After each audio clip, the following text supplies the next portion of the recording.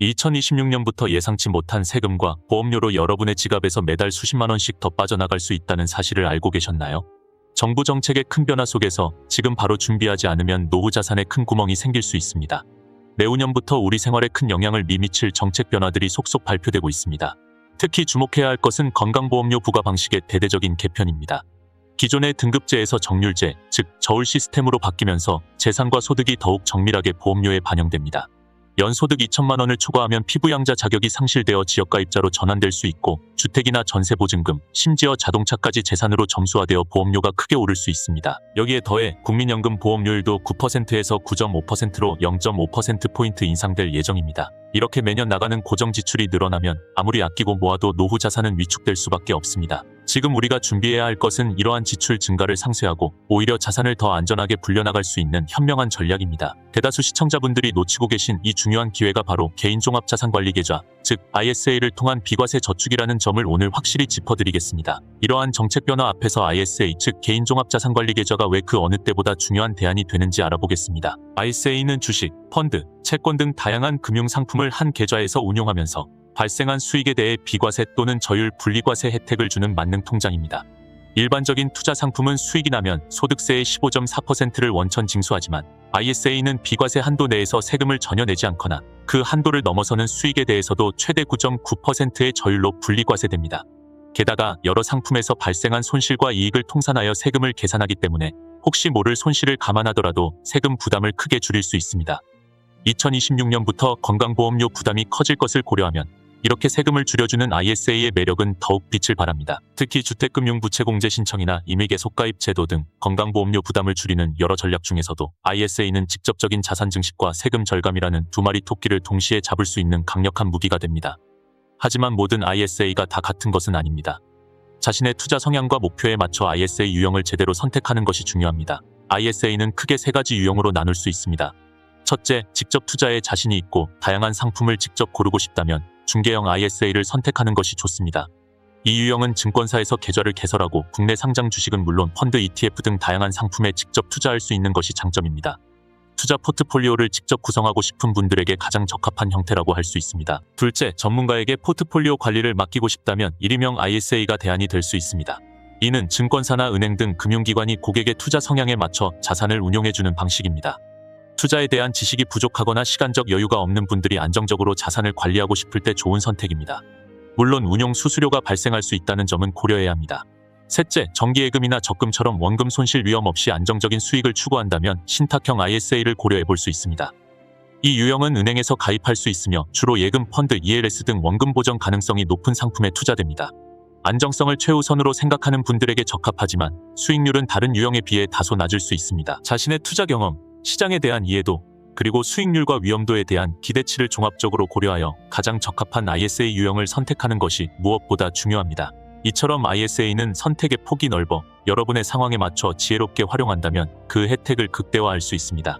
ISA의 세제 혜택은 일반적인 비과세 상품과는 차별화된 강력한 장점을 가지고 있습니다. 먼저 소득에 따라 비과세 한도가 달라집니다. 일반형 ISA 가입자의 경우 연간 200만 원, 서민형 ISA 가입자의 경우 연간 400만 원까지 발생한 수익에 대해 세금이 부과되지 않습니다. 특히 총 급여 5천만 원 이하 또는 종합소득 3,800만 원 이하인 분들은 서민형 ISA를 가입하여 더 큰 비과세 혜택을 받을 수 있습니다. 이 비과세 한도를 초과하는 수익에 대해서도 분리과세가 적용되는데 이 또한 파격적입니다. 일반 금융상품의 이자 및 배당소득세가 15.4%인 것에 반해 ISA는 9.9%의 저율로 분리과세됩니다. 만약 여러분이 금융소득 종합과세 대상이 될 정도로 높은 수익을 올리더라도 ISA 계좌 내의 수익은 다른 소득과 합산되지 않고 별도로 낮은 세율로 과세되기 때문에 훨씬 유리합니다. 이처럼 ISA는 단순히 세금을 덜 내는 것을 넘어 자산 증식의 효율성을 극대화하는 강력한 도구입니다.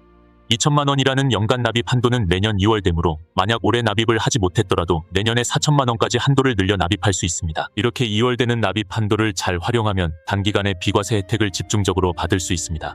ISA를 통해 세금 걱정 없이 자산을 불려나가는 것은 노후 준비에 있어 매우 중요한 발판이 될 수밖에 없습니다. ISA를 똑똑하게 납입하고 관리하는 실전 팁을 알아볼까요? ISA는 연간 2천만 원까지 납입할 수 있으며 이 한도는 다음 해로 2월됩니다. 즉, 올해 2천만 원을 다 납입하지 못했다면 다음 해에는 최대 4천만 원까지 납입이 가능합니다. 2월 납입을 활용하면 목돈이 생겼을 때 한꺼번에 많은 금액을 넣어 비과세 혜택을 극대화할 수 있습니다. 예를 들어 퇴직금이나 기타 자산 매각으로 목돈이 생겼다면 이를 ISA 계좌에 효율적으로 넣어 절세 효과를 누릴 수 있습니다. 또한 ISA는 의무 가입 기간이 3년이지만 만기 후 연장도 가능합니다. 만기를 연장하면 비과세 혜택을 계속해서 누릴 수 있으므로 장기적인 관점에서 꾸준히 활용하는 것이 좋습니다. 만기 시점에 인출하지 않고 연장하는 것만으로도 복리 효과를 기대하며 자산을 불려나갈 수 있습니다. 포트폴리오 구성에 있어서는 4.50 세대의 경우 너무 공격적인 투자보다는 안정적인 배당주, 인덱스 펀드 또는 채권형 ETF 등을 조합하여 위험을 분산하는 전략이 필요합니다. 물론 개인의 투자 성향에 따라 달라지겠지만 장기적인 관점에서 꾸준한 수익을 목표로 하는 것이 현명합니다. 혹시 이전에 가입했던 재형저축이나 소득공제 장기펀드와 같은 구비과세 상품이 있다면 ISA로 전환하는 것도 고려해 볼 만합니다. ISA는 더 넓은 투자 상품군과 유연한 만기 관리 등 여러 장점을 가지고 있기 때문입니다. 2026년 건강보험료 개편과 국민연금 인상이라는 큰 변화 앞에서 ISA를 활용한 비과세 저축은 여러분의 소중한 노후 자산을 지키고 불려나가는 데 필수적인 전략이 될 것입니다. 이 기회를 잡고 노후를 더욱 든든하게 만드는 첫걸음은 지금 바로 여러분의 손에 달려 있습니다. 오늘 우리는 2026년에 다가올 건강보험료 부과 체계 개편과 국민연금 인상이라는 재정적 변화 속에서 우리의 소중한 자산을 지키고 늘려나갈 수 있는 ISA의 중요성에 대해 깊이 있게 살펴보았습니다.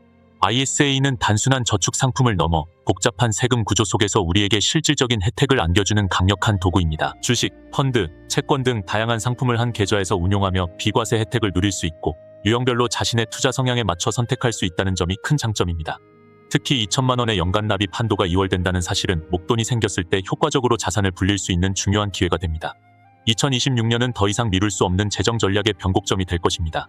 지금 당장 전문가와의 상담을 통해 자신의 투자 성향을 파악하고 자신에게 맞는 ISA 유형을 선택하여 계좌를 개설하는 것이 중요합니다. 이 비과세 저축의 마지막 기회, 현명한 선택으로 여러분의 미래를 든든하게 준비하시길 바랍니다. 이 영상이 여러분의 현명한 재정 관리에 도움이 되셨다면 구독과 좋아요, 그리고 알림 설정으로 더 많은 생활 지혜를 함께 나누어 주세요.